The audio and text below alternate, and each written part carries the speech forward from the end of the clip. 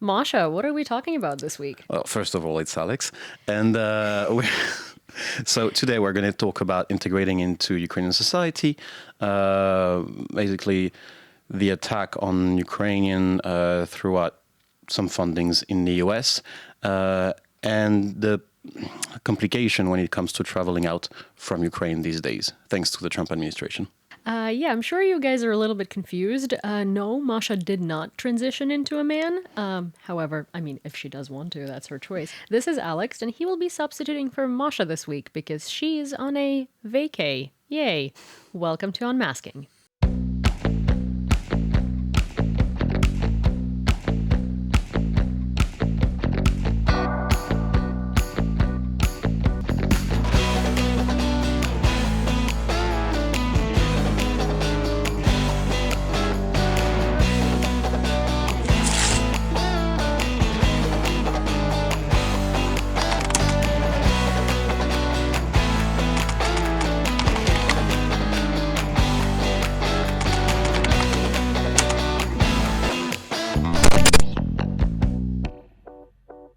So this is Alex. He's a frontline reporter. He's French, and he's been living here for about a decade.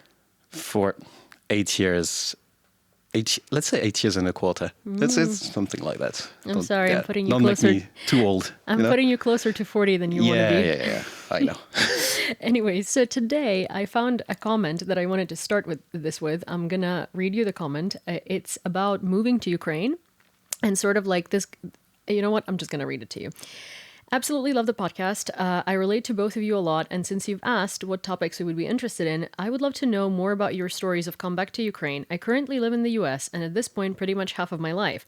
I moved here when I was 14, 15, and I'm 27 now. That's actually so similar to my story. I moved at about that age too.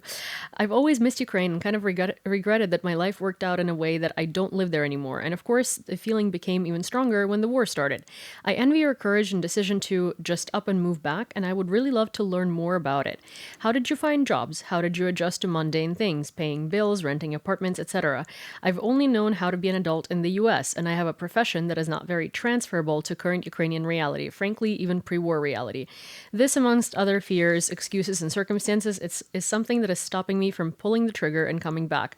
So listening to both of you has been very inspiring, and hopefully one day will help me to do the same thing. Apologies for such a long comment, and keep up the good work. I wanted to answer this comment because I've actually been getting DMs from people asking similar things, and I think that like when people talk, they're like blogs now, right? Like, oh, move to Ukraine as a foreigner or something like that. And they mostly talk about like the visa situation or how to stay here.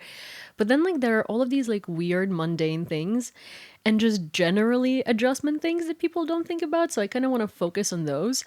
So I moved and I have family here and I speak Ukrainian. You moved and you...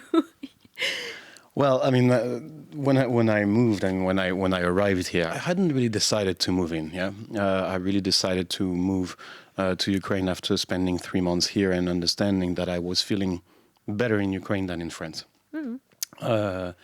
And so I came back to France. I acknowledged that my life was now in Ukraine for many reasons, work, etc.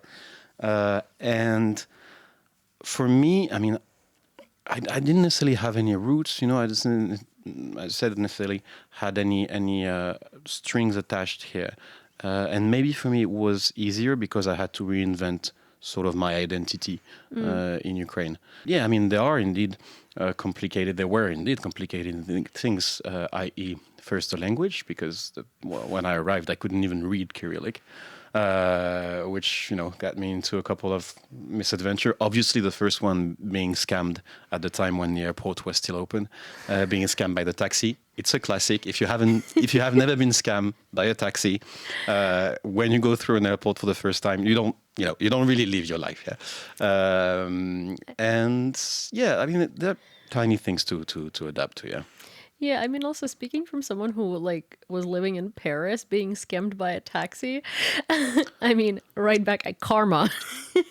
It's not entirely true now because we have fixed tariffs, and basically, if someone scams you, he'll have a lot of problems as a taxi. But yeah, maybe at a certain time it might have happened.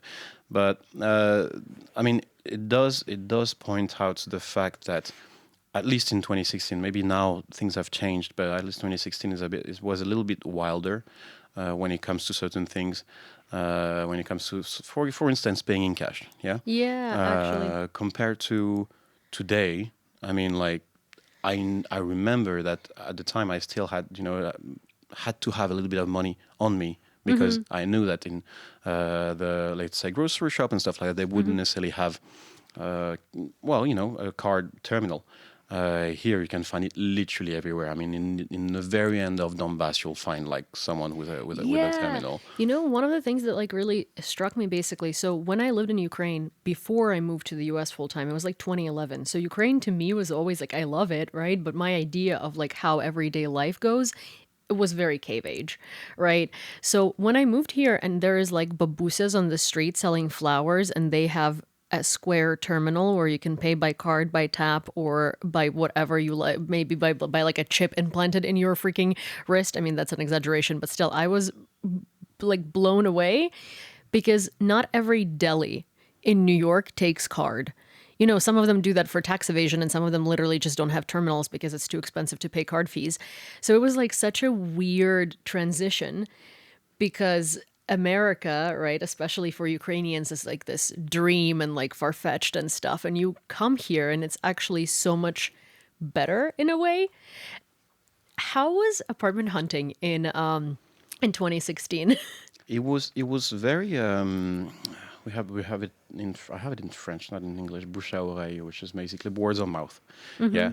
So you would go through a friend of a friend, and this friend would say like, okay, I have this person that has a flat, or is looking for a roommate or whatnot, and yeah, you would basically literally meet the landlord, and just visit the thing, and they would be like, yeah, sure, you can move in, which is. Again, light years away from what I lived in Paris, because and as I understand, it's kind of the same thing in America. When you want to just rent something, in Paris, you have to show that you have been paid with a regular salary for the last year at the very least, to show that we have to have two people who can give you guarantees, i.e., your parents, who have like enough money to actually bail you out if there's an issue. To show that you're being paid well enough to pay your bills. Yeah. It's an insane process, and it can take you up to, I'm not joking, like up to 6 months to actually moving into a flat after finding it. Yeah, no, it is. Plus the market is very small, it's very expensive, and it's a very, very reduced market, especially when you're a student in Paris, unless you have 2 to 3 to 4 actually people who can guarantee and bail you out. You can't forget it. Yeah, actually wild. So in New York, it's similar but different. You have to make 40 times the rent. So rents are insane, right? But like you have to make 40 times the rent in order for them to consider you for this apartment, right? So if your apartment is $2,000 a month, you have to make 80 grand. And if you don't make 80 grand, then whoever guarantees your, like a parent or whoever, needs to make 80 times the rent. So it's like, it's an insane thing. But who does that kind of amount of money? I mean, tech people, like VPs in America. I mean, like if you're like going to NYU and you're like a spoiled little child, then like your parents have that. But usually that's why people have roommates. It's not even because they can't afford to live alone. It's because they can't afford to show that they can pay for the apartment, right? But it doesn't take 6 months. It takes a couple of days, but they run your credit score. They run your social security. They run your references from previous landlords. Yeah, that's the references I was talking about. Insane. Yeah. Then also like they check everything. They need your bills. They need to like they need your to see that you've like for a year that you've made like enough money. So you end up paying first month's rent. In some apartments, you have to pay last month rent. You pay a security deposit, and you pay for the fucking broker. It's like you basically need 10 grand to move in New York, right? Fast forward, I come to Ukraine, and at first I was looking for apartments in Lviv until I ran into my dad 8 times in one day and figured I need to go somewhere else. But first of all, in Lviv, because of the war and because there were so many people migrating, they've adapted to the American system, where now you have to pay the fee to the real estate agent first month, last month, and a security deposit. And I was like, are you joking? Are you joking? That's it is true that when the full-scale invasion started, and I think there's something. Of course, I think right now we're talking about the good side of all this, but yeah, when the full-scale invasion started, in my memories, the rents in Lviv went up by 225%, Yeah. right in the aftermath, meaning that some landlords basically were profiteering from the horrendous situations of some refugees in the east and from the east, and that is something. Maybe it's a bit of a digression, but I think maybe it's important also to point out it was something that was hard to see because you would have this sort of Lvivian sort of population who would be, you know, making people coming from Mariupol and all these like now destroyed places, making them pay like really expensive rent, while these people couldn't really afford it, and in the meantime, sometimes looking down on them because they were speaking Russian. Yeah. And that's, there was a sort of double attitude, which was, for me, was a little bit unsettling. Maybe, and I mean, it's a bit of a digression here, but it is unfortunate. And it comes back, I think, to the idea of the market. Yeah. It is a market that is completely unregulated here. And of course, you can pay your rent in cash. And of course, I'm not sure you still can do it, but like at the time you could. No, So you can. obviously you're very free and it's really easy to find a flat. In the meantime, it's also very easy for your landlord to kick you out. It's also because you don't have any guarantee, after that. And it's very easy also for your landlord to refuse you what we call registration. And I think maybe as a foreigner, I think we should point this out. So when you live in Ukraine, I'm pretty sure it still exists, and you rent a flat and you want to live longer than 3 months, you have to have what we call a posvitka. So it's a residency permit for 1 year. But your residency permit for 1 year will depend of whether you have a registration address and whether you have a job, right? But to have a registration address, you have to give an address where you live. And the thing is that it's something inherited from the Soviet laws, that landlords tend to give you someone who will give you a fake address because according to some remnants of the law, if you're registered at the same address than the landlord, you can potentially have shares in this flat. So they will refuse you this registration address. And it's a bit of an absurd kind of thing where you have to sort of circumvent, but not really circumvent, etc., and find loopholes. So that was one of the complications, actually, because not everything is, rosy and pinky and whatnot. And that was a bit complicated at first to navigate in.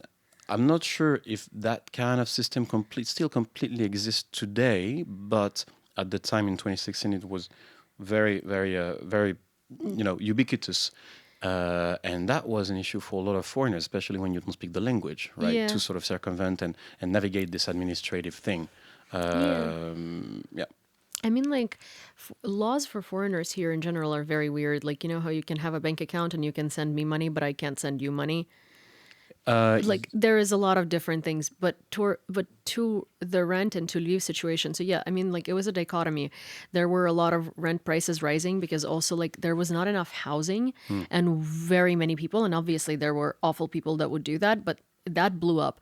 But then the stories about people like my grandparents who took in like 6, 7 refugee families, like didn't blow up because obviously there was a lot of, so it's different, but prices did raise a lot after, like, when I moved like 2 years into the a year into the full scale invasion, right? Like I first came here, and it was just overpopulated. Like these population also grew like 200% or something. But for me, what was crazy is that I, coming from the US, I don't have credit here. And now I do, but like then I didn't have any credit history, any credit allowances. I don't have any like job or anything, right? And I was like, how am I supposed to rent an apartment? And I came to to rent an apartment. I found an apartment I liked, this one, right?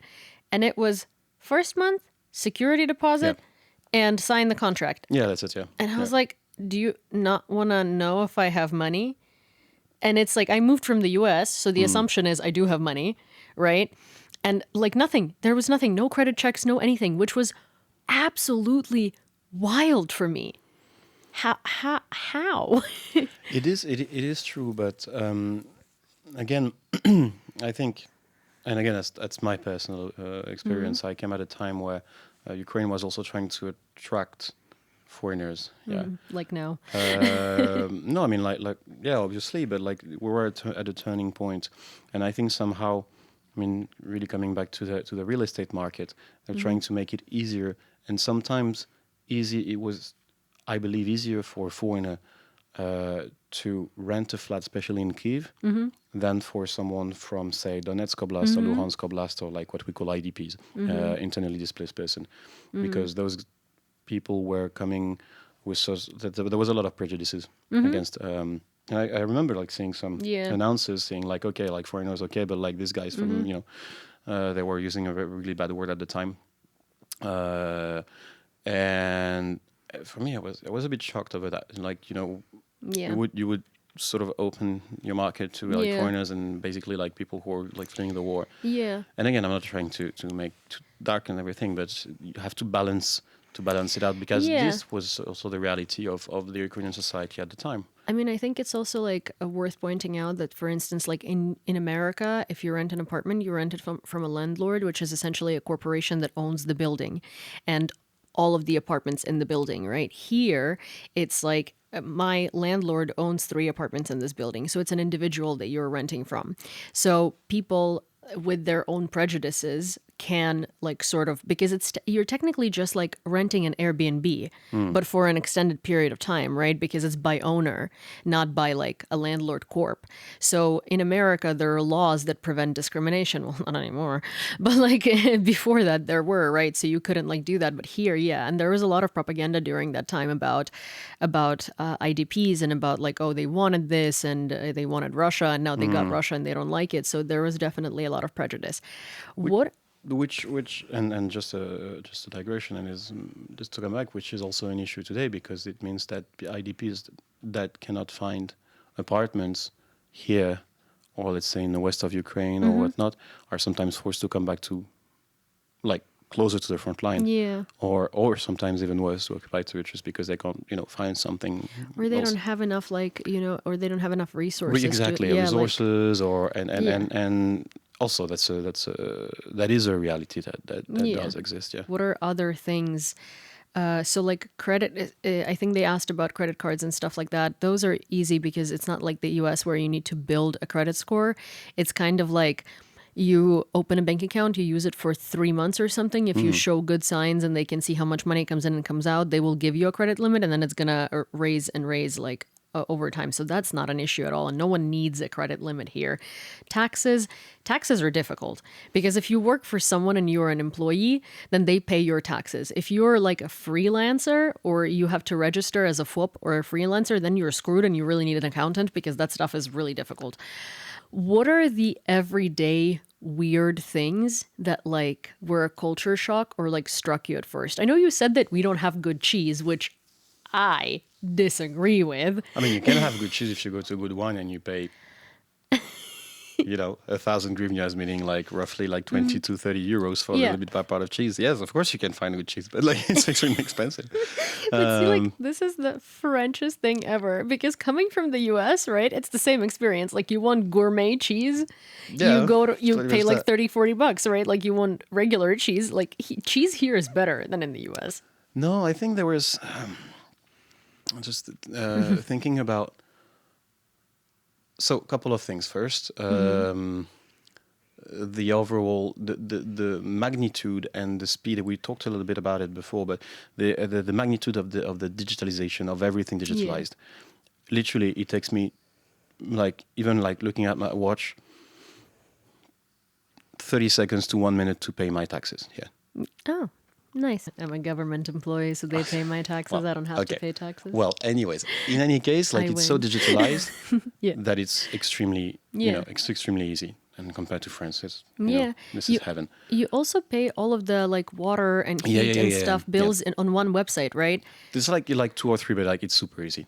It's Yeah, extremely easy. because it's like коммуналка. Like, Yeah. I mean, you pay your internet at like a different website because obviously it's Yeah. an internet provider. But everything is like, it's very digitized and very easy. Because in the U.S., it's like, oh my gosh, I need to have an account for my gas service. I need to have an account for my electricity service. I need to have an account for my water service.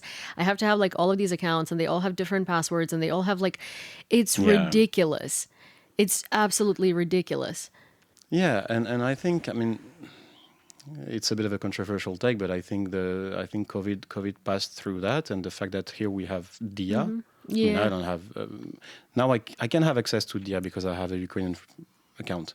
So just for people to understand, DIA is a centralized. Can you say yes? A centralized system where you have all your documents, your passport, your whatever, and bank account, which is a bit mind-blowing, I know, but in the meantime, super useful for everything. Just had an urge to open my Dia and show it on camera, and then I Maybe realized maybe not.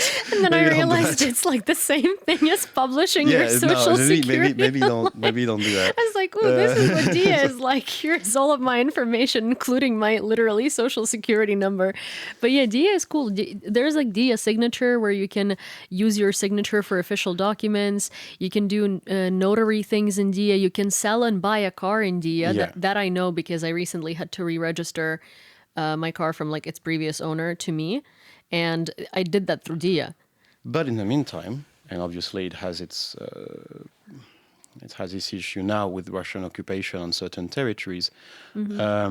Any person that is or has the remnants of a DIA application on his phone in occupied territories, because it's linked to Ukraine, can be accused of treason towards Russia or of espionage and get through torture or worse. So of course there is a centralized system in occupied in territories that are under the control of Ukraine, but for people who still had this system on their phone in occupied territories, it's very complicated because you sometimes you still have traces of them on your phone. Yeah, I mean, it's like you can get arrested and like tortured for having like a piece of a Ukrainian flag or yellow sneakers, blue and yellow sneakers. Yeah. But it's also good in a way because if we didn't have this digital registry, then it would be harder to like when kids return to Ukraine or when people return to Ukraine, be harder to find their documents because likely in Russia they had to like burn them or like whatever, right? And that way you can prove your Ukrainian citizenship easier because you have all of this digital stuff, which is like kind of nice. I mean, there are a lot of things here that are much easier than I would say like in the US. I definitely I was struggling at first because I sort of like, I had to call my mom or dad and be like, how do you do this? Like, oh, what do you call if your car breaks down? Or like, these like random daily moments that you just don't know. Yeah. Like I didn't know if we had emergency rooms or what that looked like because when I think of an ER, I think of like a massive hospital in America. Not the one around the corner. That just Yeah. Like those are urgent cares. So those are small little like offices in the US. And so the whole like medical system, the system with doctors, I think one of the things that's much easier here is like doctors of any sort. You can get an appointment anywhere at like literally this week and get the most precarious. Yeah, it's a great system. I got an MRI for the first time in Ukraine. Wait, do you want to guess how much an MRI is in the US?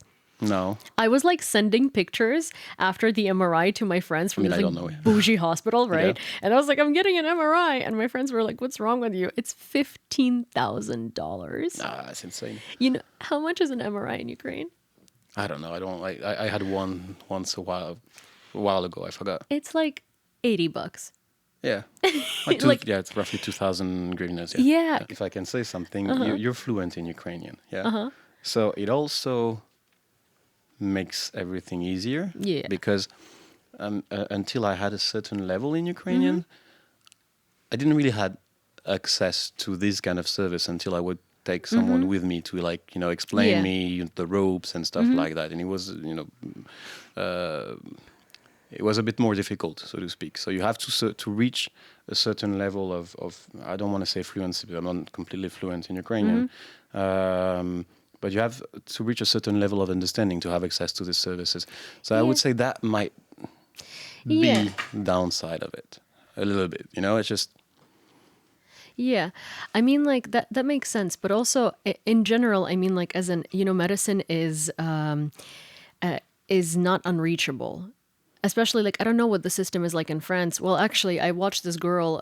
Her name is I don't remember what her name is, but she's an American in Paris, and she's like Amanda, and she actually speaks French pretty well, and she like kind of talks about the being American in Paris, but she's been living there for a while, and she was talking about how like she for the first time she like something really bad was happening to her, and her friend was like, let's just call an ambulance, and she was like, no, no, no ambulance, and he was like, it's 15 euros. Like it's fine, because in the US it's like $5,000, right, to call an ambulance. but and there's a big. I mean, no system is perfect. Yeah, and Yeah, the of problem course. with the French system is that it tends to be overwhelmed and depends on which hospital you're gonna go. And I had my fair share of ER because I'm stupid sometimes, a lot of times. And you find yourself at 2, 3 in the morning with some in some really, really shady ERs. And the thing is that, well, I mean, the system is so overwhelmed that you have to wait. There's no other options. Yeah, I mean, I've So heard about some of your ER visits. I do want to hear a little more about 2, 3 a.m. in a shady neighborhood and a maybe shady not on this ER. podcast. No, not on this podcast, but like, Yeah, no, but what maybe do I not know? Anyway, that, I have questions.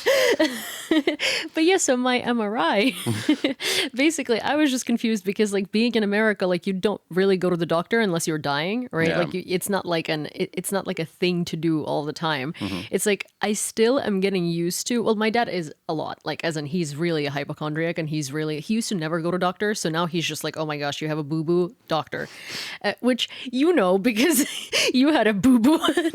My dad literally was like, here is the doctor, call her, which I'm like still getting used to this because again, doctors in America, it's like you go there when you can breathe. You go there when you're like on the brink of death. Here, you get an MRI scheduled every Yeah. year, easy. And it's like that was one of my first like big culture shocks.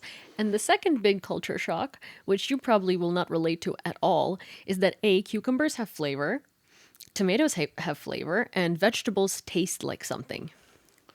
Yeah, but I mean, like, no, wait a minute. No, I can relate to that because usually, I mean, I'm a city boy, and obviously, city boys don't necessarily go take vegetables and, Oh, around okay. your local babushka and stuff like that. So obviously, I would take my food from supermarket, and food from supermarket is pretty tasteless in France. Really? I mean, obviously, yeah, actually, yeah, from the market, you go on the Sunday or Saturday market, you're going to find something.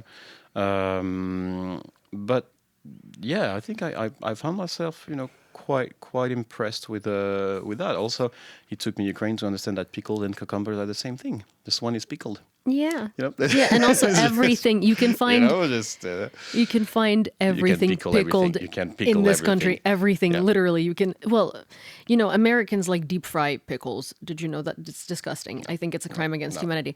But also, I don't believe that you found vegetables relatable because I have never seen you eat a vegetable. That's quite a job. First of all, thank you for that. I appreciate the yeah. So that's on the record. I do eat salad from time to time, but thank you. That was completely okay. Like, I get an MRI. I didn't deserve this. Yes, you did. I'm gonna It's get like, some water for that. I get an MRI once a year. You eat a salad once a year. You're like your yearly intake So of I came to vegetables. this podcast to get insulted. I mean, I'm happy to be roasted as well. But yeah. no, but okay. In fairness, and I'm just coming back to that all that kind of thing, and we talked about the local Babusya and whatever. Again, it does involve local contacts. It does involve having sort of relationships in the community, which is not that hard to do actually, but it does imply a little bit of knowledge of Yeah. the language, and that is something that you can't really Yeah. pass through that if you Yeah. want to integrate here, I believe. Yeah, Yeah. though now, like, I think more people speak English, like in coffee shops and everywhere else, so it's like it's easier for a foreigner to navigate. But also communities, like people are welcoming. So, for instance, in New York, when I moved when I like first moved and I got my first like apartment, and I think I was baking and I ran out of sugar, and I went to my neighbors and I asked for like a cup of sugar, and they literally stared at me like I was like she was like, Crazy what? person. Yeah, she's like, what? Because here, like, you run out of sugar, you go to your neighbor and they give you sugar, you know? Like, even if they don't like you, they will still, like, understand your need for sugar. Yeah. It's like a cultural thing. But basically, like, I guess moving here, all of the experiences so far have been positive. And for someone who's considering moving here, who's Ukrainian, but also maybe has, like, an American citizenship or speaks English fluently, yes, your job might not be transferable, but generally, if you're a foreigner or you speak English, you will likely be able to apply yourself. One Right. thing though, and I Yeah. think that's something to take into account. I didn't check if this person is a man or a woman, especially if you're between, and that's something that we have to point out. If you're from Ukraine, you live for a long time somewhere, and you come back here, and you're a man. Just keep in mind that you might be Oh. mobilized. Oh yeah. I mean, if you're a If you're Ukrainian citizen, between 25 five. and 60, yeah, that is a risk that you're gonna take. I mean, it is something just to keep in mind, because obviously you might still have this, you Yeah. know, foreign sort of state of mind because you live a long Yeah, time yeah. somewhere. But don't forget that But according to the law, you're Yeah. Ukrainian, I mean, and if you're a man, you're mobilizable. unless they don't have their Ukrainian citizenship anymore. It's basically if you have a Ukrainian True. citizenship, Yeah, because a true, lot of true, so it's true. like, but But yeah. it's just something that Yeah, but in important to general, point I out. think that it's like sort of if you're a foreigner, you speak Ukrainian and English, especially if your English is very good. Like someone who's lived in the U.S. Like this viewer has for like 15 years, you will find a place to apply yourself. Obviously, be prepared that salaries are much smaller than they are in America, but so are expenses. And I think the balance of life here is better than in the U.S., at least in New York. But okay, before we jump to something else, because I do have a story on the subject, this is kind of a seg. Like, what are the negative things? Like, I mean, like maybe emotionally difficult things or like negative things that you experienced moving here as like a foreigner. I think, well, these are not that many negative things. I mean, like, okay, there's my job on the front line, which is different, obviously, and I will not put the war experiences into that. It's not because I put that on the side. Um, I'd say, sometimes at first, and I want to say for the first year, but again, and I know I repeat myself because I didn't had that much of control of the language. It was a little bit tough sometimes to be part of the community. And it was especially tough. I remember the winter of 2016, 2017, it was minus, I don't know, I think we reached the minus 15, minus 20 outside. So you can imagine very low, very long winter. I'd GTFO very fast, not my temperature. So, yeah, dark, very cold winter. Of course, the pipe in the apartment just blows up, and there is this moment of solitude. You're like, there's some from time to time when you start living here, you tend to have this sort of like, oh, kind of, what have I done, kind of thing. But this country has a certain way to teach you how to find a way to overcome it, and you either look for help from neighbors or from friends or whatnot, and that is something. I think the negatives sort of, I mean, the positives sort of overcome the negative in that matter. Outweigh the negatives. I really had like really bad experience here. Yeah. To be and again, I'm not putting full scale invasion and all that. Yeah. Like how to put it. Kyiv is not necessarily, but again, I talk from the point of view of a man. So Kyiv is not an hostile city, even at night or stuff like that. Yeah, no, I mean, like, I feel very safe in Kyiv, like in that way, yeah. Compared to Paris, for instance. Yeah, it's a whole different level. Yeah, It's a whole different I've level. been to Paris when I was 15, and I was very terrified when I was coming back home at like 10 p.m. So I'm trying to think. I'm really trying to Yeah. think about like really negative moments, but so far not really. Yeah. The French noise. Yeah. See, Exactly. actually, I want to point this out because, and we talked about this earlier, but I now understand why these dogs are called French bulldogs. That's definitely not why they're called French bulldogs, by the way. But Because you know, like, we do the same kind of noise. yes, they make these ridiculous freaking noises, and they're the only dog that makes a Yep. lot of random, ridiculous noises. And you know what? So do French people. You Yeah. make so Yeah, many freaking that's pretty much noises. that. Like that's why you understand each other. Yes, That's why they actually exactly. do speak French without speaking French. If you like this chaos so far, like this podcast, subscribe to it, share it with friends, and turn on your notifications.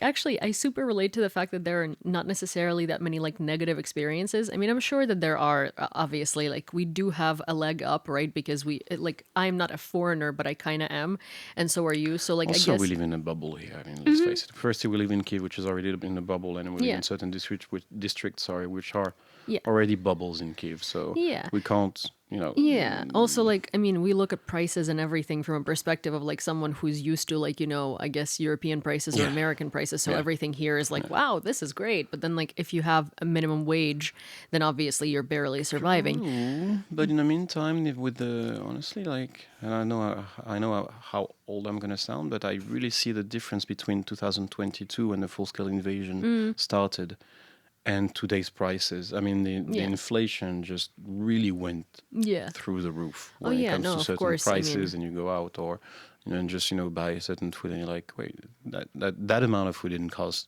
the same Yeah. like a few years back.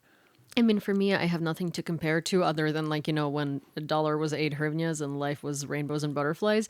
But I think like in general, I relate to this. I haven't felt anything. I haven't regretted moving here by any means. I haven't felt anything, except it dawned on me recently, and like I had a mental breakdown about this. I mean, I'm pretty sure I like write you 55 messages in a row when that happens. But I had like a mental breakdown about this because I realized, so it was actually at your birthday, because there were so many people and everyone like kept coming up to me and telling me like stories, and just like kind of like people that love you, just caring about you. And I like, and it took me aback because I realized that like, okay, so you've been here for a decade, you have a group of friends, and these are your like core friends, right? I obviously have friends here. Like Masha is my close friend. I have other close friends. I have friends from high school that I'm still friends with, but it's not my people that know me like most recently throughout my life. Those people are in New York. And like I used to go on walks on Saturdays with Gabby, and we would like, I don't know, we would do things that I would do for her because I am not interested in going to the butchers. Okay, she likes her meat from like the butchers. She likes her like farmers markets and Palo Santo and all of these like weird little hipstery like cringy things. Sorry, Gabby, but like I would do that for her, and she would do these things for me. I would fucking kill right now to go get a ceremonial matcha in some hipster You coffee can shop. find it here. Sure, but the can point definitely is find not it here. about ceremonial matcha. It's about Gabby, and it's about doing like, going to the butchers because Gabby wants a specific cut of meat because Well, like this is the only thing that I think I've like realized that's difficult is that I already lived. It's like I already moved from Ukraine to the US and now back here, so it's like not necessarily the same experience as yours because you moved away from France and this is now your life, right? And for me it's like I moved away and now I moved back. So I kind of have like this life that I can kind of come back to, right, with people from the past. But I miss my people. I mean, obviously it makes sense, and I think it's a normal process. And obviously, I do miss my people in Paris too. But I think for me, it was about choosing to which world you belong.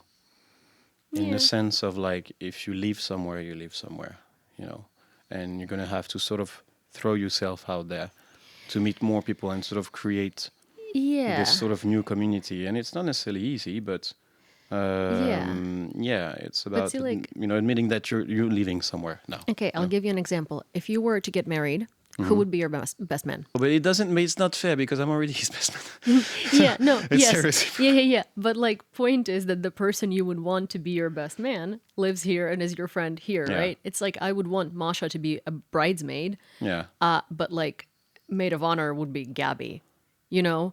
Yeah, but I mean, like, if you do something like that, it doesn't stop her from coming here. No, I know, but I'm just like saying that these are the people that I'm, obviously they'll come here or wherever it is, or like, but I'm just trying to paint the magnitude of, I guess, like friendship in that way, which is why.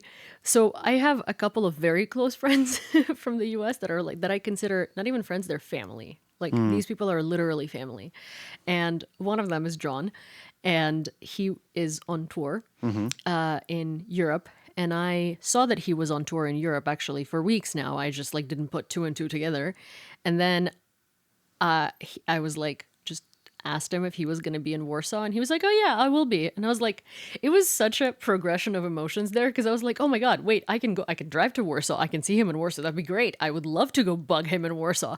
Then he said he would be in Warsaw in 2 days. I'm like, I can't even get to Warsaw in 2 days. Then my office was again ruined by a ballistic missile, so obviously my HR is not there, and I can't get the permission to leave the country as a government worker. So I was like, sad. Then he was like, here is my schedule, and I'm like, ooh, Amsterdam on the 12th, happy. And then looked up tickets on lot, $1,000, sad. And then found another ticket, $300 or something like that, ooh, happy again.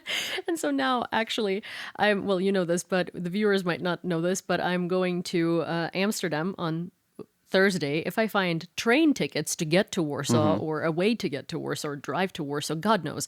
Anyways, I'm going to Amsterdam to see my friend for less than 24 hours because I am not comfortable going to the US to see my friends because of all of the I think it wouldn't be nearly as difficult for me right now if it wasn't for the Trump regime and all of these oopsie-doopsie deportations of people that they deport to El Salvador and then go, oh, we made a mistake, but we can't bring you back. Enjoy the prison. No, obviously, it's a tough call. I mean, I don't really know what to answer to that because, like, obviously, in France, hopefully not, for long, we won't have that kind of thing, and it's. I can only imagine how tough it must be to feel that way while potentially coming back to a place that you consider home. But in the meantime, if I may just point out, you also have the luxury of telling yourself that you're going to spend a couple of days in Amsterdam. Yeah. Kind of No, in just on the top of your head, like, okay, I want to go there. No, it's not necessarily the case of everyone. Yeah, that's for sure. yeah. Yeah, no, 100%. But I understand the thing around the States right now, and I mean, I'm not sure it's going to get better, to be entirely honest. Yeah. No, I don't. Well, I mean, depends. People are protesting in America, and the next big protest is on the 19th this month, and I think they're going to keep doing those. I mean, we'll see. To be fair, the reason I'm going to wait, I have to come back by October in order for me to keep my green card. And, I'm going to wait and see, because, I think it's either going to get a lot worse or they're going to do something about it. Because I think the crash of the stock market, which is, rapidly happening, is really going to change things, maybe. I mean, a lot of people are unhappy about it. Yeah, so to say the least. Did you see that thing of Elon Musk on Twitter where he recorded a video and he was all like, I mean, I think I want, no tariffs, Europe and America, because he's been ousted. It begins to hurt a bit. Well, because he was fired from the White House. Tesla stock plummeted. Tesla dealerships are being put on fire every day. Cybertrucks. Did you see that the entire line of Cybertrucks, every single Cybertruck, was recalled because they glued the parts instead of? Yeah, I saw the video, but who would have thought that turning on its allies and creating an economic war would ruin the entire American economy? I mean, Yeah. completely counterintuitive, right? Who would have Who would thunk have it? thought? Yeah, who would have thunk it?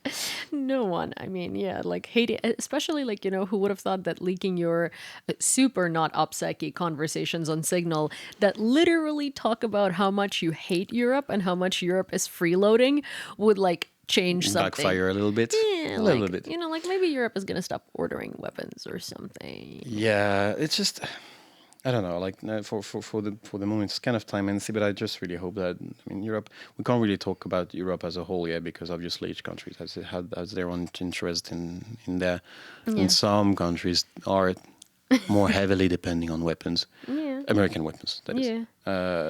than others. But Yeah, but I mean, I'm pretty sure it's not going to change I mean, overnight. But listen. yeah, definitely when it comes to internal politics, I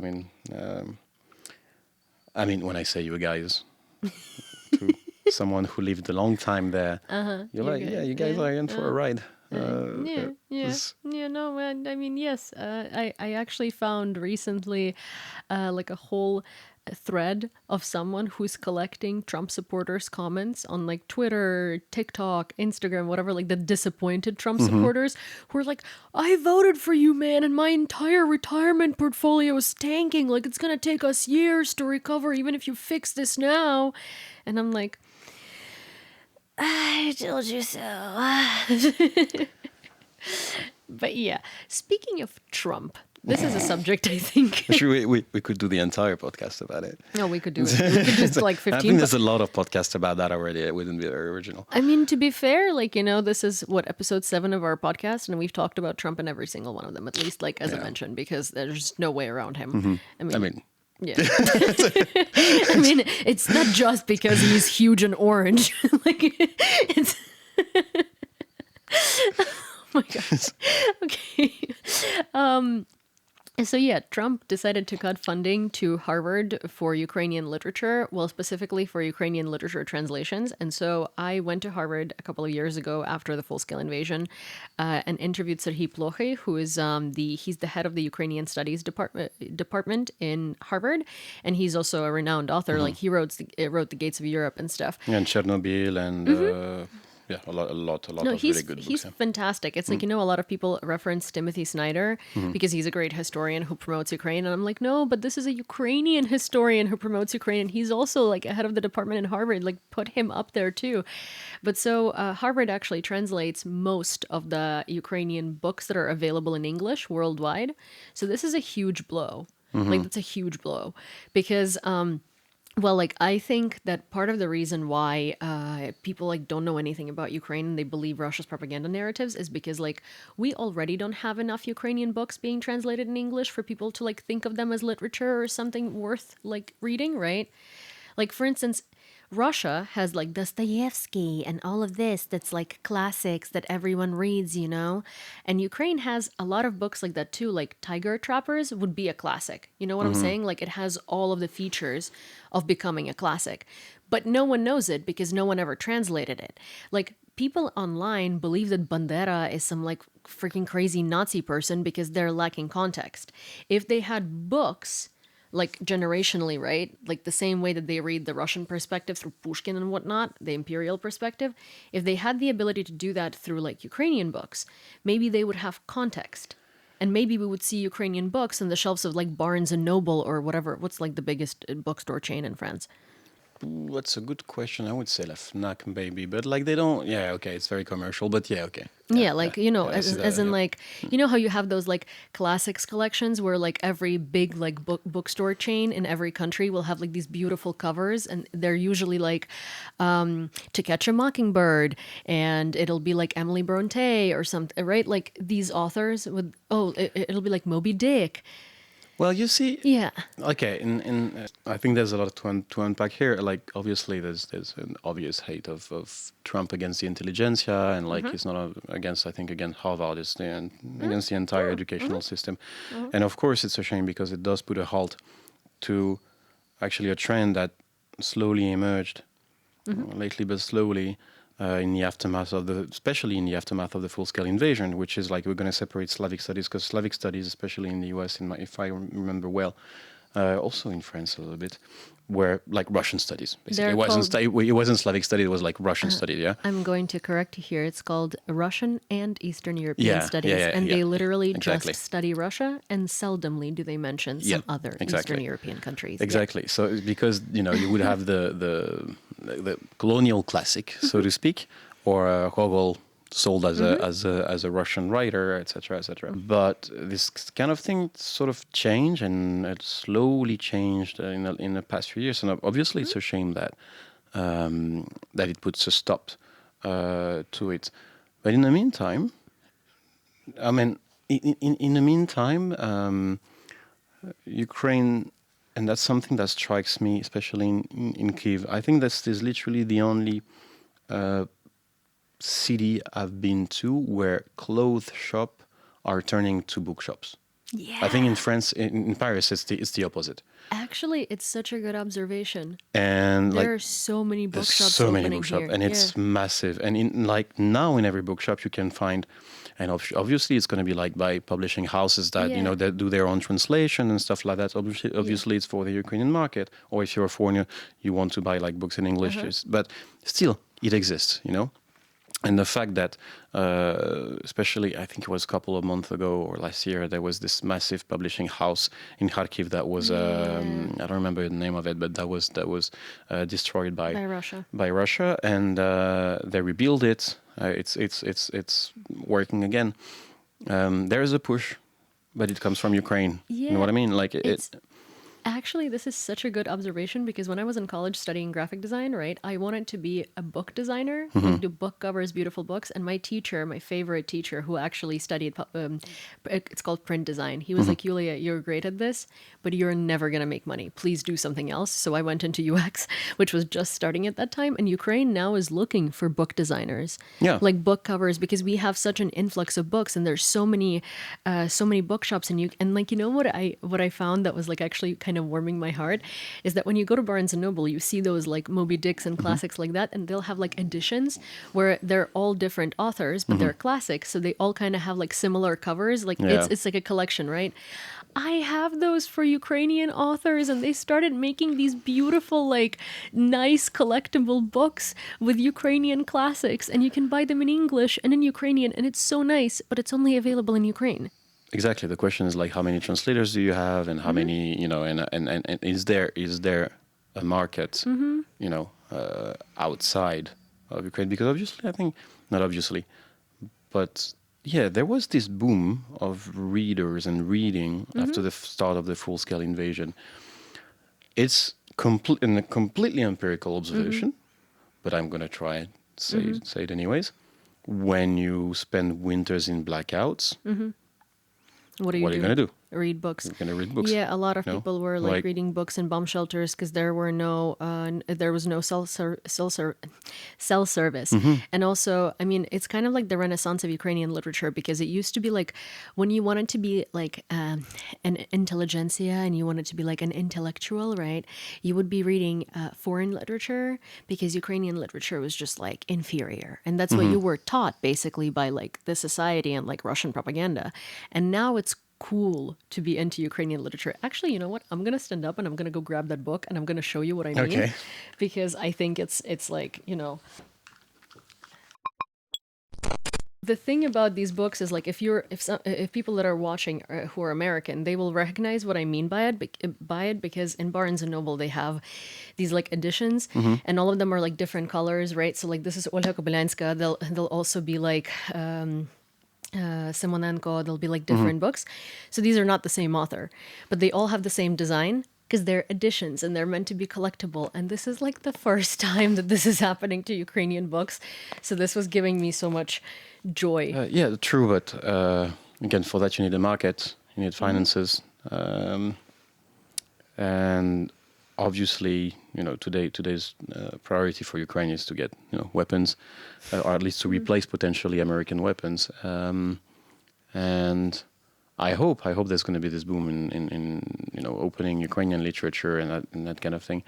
But unfortunately, I'm not sure it's a priority, so to speak, now because of finances problem and that kind of thing. So Well, in Ukraine, it isn't priority, right? But like it was happening in Harvard, so Ukraine had nothing to do with it. True. And it was like Ukrainian literature students and like students in the Department of Ukrainian Studies were doing that, and they were popularizing it. And I think that it's like so important because, right, there's so many people everywhere in the world that have literally no clue why people here speak Russian. Yeah. They're just like, oh, they speak Russian. They must be Russian speakers. Like, if you had read the Hrolova, for instance, you would know why you had to speak Russian.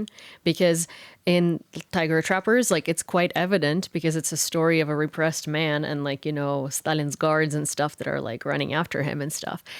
So you would know. For instance, like, you wouldn't think Bandera is some crazy Nazi if you had context to what was happening. true, but like, okay, I think that's the second time you mentioned Bandera, and I think that we have to address Bandera. I will let you do that. Real quick. Real quick. gonna try and It's do it real impossible quick. to address him real quick, but No, let's we're try. going to try and address it real quick. I mean, and I think these are not necessarily my words. They're the words of I think Snyder or Plochy, one of them. I think Plochy, who described Bandera as a white page in the sense that he was the boogeyman for the Soviet propaganda. Yes, so basically he spent most of the Second World War actually in camps. Concentration camps in Germany, that Concentration is? camps. Now, was he a saint? No. No. Was he slightly, if not had like anti-Semitic undertones in what we know about him? Yeah. Yes. Did he work with the Nazi to get into Lviv in 1941? Yes. Now, in the right aftermath of getting into Lviv, did he declare Ukrainian independence? Also. Yes. So complicated. I mean, he used Nazis to go True. against the Soviets, right? True, but it's sort of in the Soviet propaganda, it sort of stains his memory Yeah. to the point of that's it. That's going to be your boogeyman. There are Yeah. figures in Ukrainian, and I know it might be very controversial take, but hey, why not? There are way more controversial figure, I suppose, like Shokhevich or Dontsov in the Ukrainian history that are way more involved publicly, that is involved in massacres and things Yeah. like that. But you don't really hear that much about them because, you know, Bandera was the perfect boogeyman Oh, yeah. on that matter. He's from the west of Ukraine, you know, like you can make it divisive, right? Yeah. And he's just, I mean, he collaborated with the Nazis, but that's like what I mean, right? Is that you need context to understand why. It's because before that there was Holodomor, also there was a fight with Poland for Ukraine, right? And it's kind of like, obviously, I know that Polish people always get very touchy about this, and I get it. Like, I mean, we've had some history that's like touchy there. But at the same time, like Polish people say like, oh, we didn't invade the west of Ukraine, right? It's like it was our territory, and it's like, okay, well, if you come somewhere and you face resistance and people Yeah. are not happy, it's not your territory. So I just feel at that point it's important also to highlight that, I mean, unless you want to have like a whole controversial take here or whatnot, we don't necessarily like condone what was done in 1941 and Oh, the no, pogroms no, and not the at all. massacres of Volyn and No, that kind of no, thing. no, That is no, not, no, that is no. not what we're saying here. no. Like Not at we all. don't condone that at all. No. It's just that history has tend under Soviet propaganda to have been emptied of its context. Yeah. And it's very easy to do everything black and white. But again, no support or whatnot of that kind of movements that were anti-Semitic. and Well, whatnot. because you take the truth and you warp it. That's what Soviet Yeah. propaganda does. Yeah. But I mean, that's how we sort of get to the point where, like, you know, it's so easy to believe it too, because again, Russia invests all of its money into Russian books, cinema with like Russians being portrayed a certain way. It's like their propaganda is very ingrained in pop culture. I've said this many, many times, right? You can only learn about Ukraine, or you could before 2022, in academic environments. It wasn't like easy to access for your random person. Well, about Russia, it's easy to access. You have movies about Russian mobsters and like KGB and like whatnot, right? Ukraine is never mentioned. So like having these books and having them translated in Ukrainian is so freaking important, because we are just starting to like, I saw someone just for no reason, there was a picture on Twitter, absolutely unrelated to anything. And it was just like something on the subway, on New York subway. You know, like those stupid memes about the New York subway where it's like, oh, look at that New York subway. And there's like a rat sleeping in someone's... crazy place. Yeah, on there. exactly. And there was a woman sitting like next to the main subject of the picture, and she was reading a book about Ukraine. And I was like... Because I've never seen that. I've never seen a book about Ukraine or written by a Ukrainian author in English, like in a screenshot in like a random unrelated environment. Stop eating my book. No, but that, and I understand that. In a sense, once and again, Trump is helping Russia in a very sort of subtle way for once, which is, by reducing the access to a certain historical, I don't want to say historical truth, because that would be very generalizing, but a certain field of research that was at least emerging to the spotlight. So yeah, I completely agree. That's it's like sad because it's just emerging. Yeah. Also, I think Sini really wants to consume Ukrainian literature. Yeah, so definitely. I wish a lot It looks very good. It looks very good. Yeah, she was definitely trying it. Well, I think we're like running out of time for discussion, but I was going to see if you maybe, saw some comments that you wanted to address. Yeah. I forgot. I had one. Right on it. Yeah. So, okay. Do you want me to read it? Yeah. So, quote, I'm personally becoming very angry with the Americans who refuse to oppose Trump, who refuse to fight in even the easiest, simplest way. I'm angrier with them than I am even with MAGA. This feels disingenuous to me. Yes, it's true. There seem to be endless excuses for why they cannot do anything. Also, a lot of talk about the danger of public opposition. This is different. This is America. The US Army will kill us. We can't give them a reason to impose martial law. Do they think the Euromaidan wasn't dangerous for Ukrainians? Question mark. Do they not know of the 100, so heavenly 100, the people who get killed on the Maidan? Yeah. They get quiet when I tell them. How do we explain this to them? I picked this comment because maybe for the next one, I think it's a really interesting take on how on the danger of apathy. Yeah. On how authoritarian regimes tend to thrive on people's apathy. Like, it's going to happen to my neighbor. It's going to happen to this person and this person. Yeah. But it won't happen to me. Well, guess what? Yeah. You voted for Trump. It's going to happen to you too.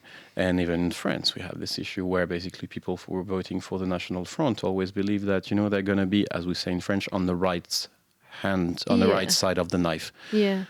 You won't. Yeah. You won't, because they're going to come after you after. So, it's a slow slip. I mean, democracy. There was, what was the Washington Post again? Democracy dies in darkness slogan. Yeah, I mean, and then WAPO was bought by a billionaire. It was already Bezos, but basically Bezos then publicly, aligned himself.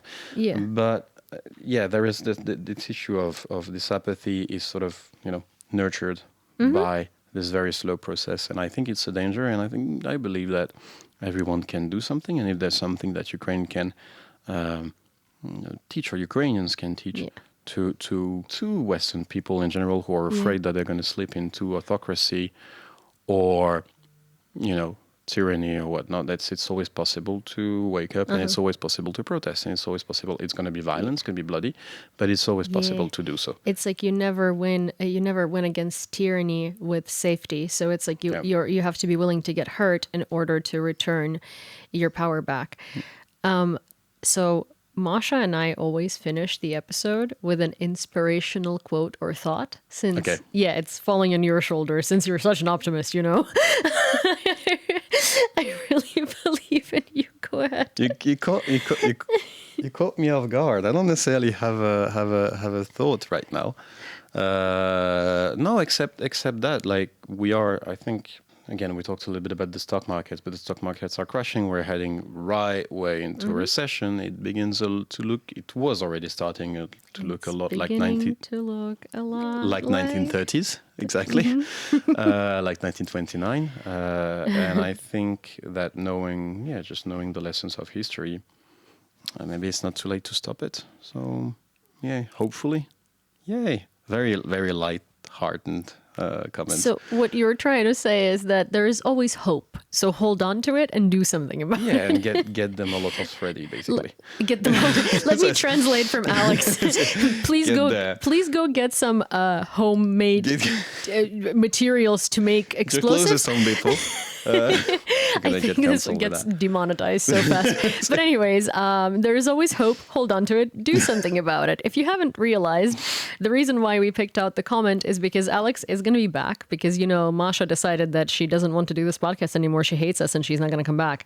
I'm kidding. She's just traveling. So in a couple of episodes, Alex is going to be back. So if you watched till the end, I'm going to let Alex improvise the outro where I'm going to... Why are you doing that to me? Okay, so the last thought, I guess. So yeah, if you enjoy this podcast, like it, subscribe, share it with friends, and turn on your notifications. Yeah, please do.